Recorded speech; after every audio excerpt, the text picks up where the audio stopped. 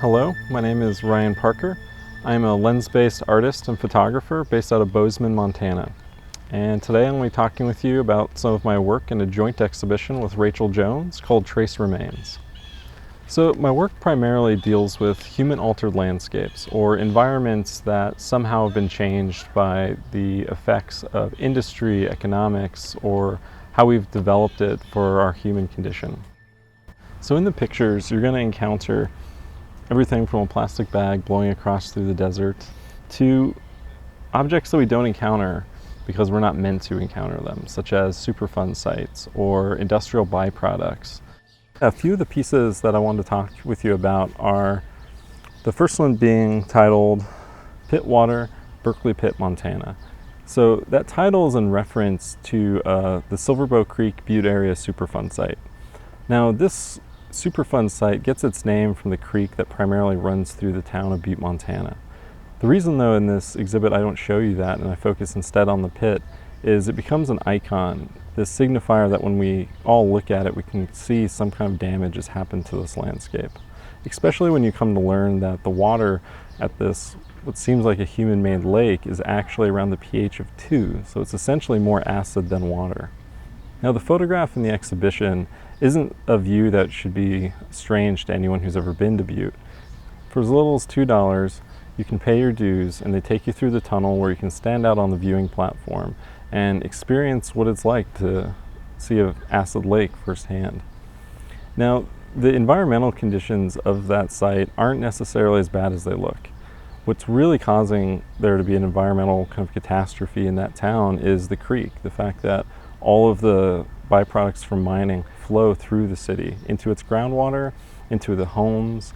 They actually use the pit to help funnel contaminated waters and topsoils and use it to help contain the Superfund site that sits in the city. We're dealing with this problem of now what do? We have all the contaminated water, which is basically acid full of heavy metals that if they got in your body would kill you. So they're in the process of trying to find ways to treat this water and put it elsewhere, which right now is to pump it higher into the mountains, higher above Butte, kind of perpetuating the problem into the future. So throughout this exhibition, you're going to find references to water throughout the different photographs that have been assembled. One of the most striking that you'll find is of a buoy that sits in the middle of a desert. Feels almost as if it references something from war times, but it actually references back to a time when we used to enjoy these waters, when it used to be full of recreation and boaters. But now as we have changes with our climate, it is forcing us to have harsher drought conditions in deserts that already had a tenuous relationship with water. So the photographs in this exhibition come from a series called A Pool Among the Rock.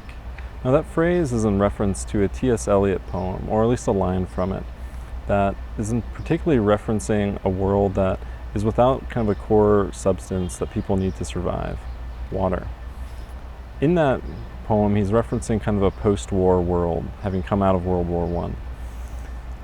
In this exhibition, we have a different kind of world global trauma that we're dealing with. We're dealing with how we encounter and live with the Anthropocene.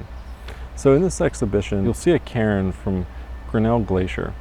Now the cairn is intended to function as wayfinding for people hiking this trail. Those cairns now kind of sit to show and represent the communities that built them as a way to navigate the lands. And that's how I think about a lot of the pictures and objects within this series, is how we can look at these everyday, kind of banal vernacular objects as a way of wayfinding to understand the world that we now occupy. The kind of era of is this natural or is this human-made, and those two ideas being separate is kind of past. We now exist in a plane where nearly every object on Earth is somehow relating to humankind or human presence. I think the primary thing that I want a viewer to leave with is an awareness of the world that they're walking through and understanding how through the way that they live their lives are inadvertently part of the production of these objects. Whether it be, turning a desert lake into a recreation site, or through going to the grocery store and not really being intentional with what happens to our bags and the byproducts of that shopping and consumerism. So now they wander through the desert in this seemingly romantic way, as if their bags are trying to figure out their own origin story. During the kind of current climate crisis we're dealing with, art is really an outlet for us to communicate with each other. It's important that viewers think about the photographs that they're encountering, thinking about the physical objects, the ceramic cairns, the castings from copper pieces or from plastic pieces, and kind of reevaluate their daily interactions.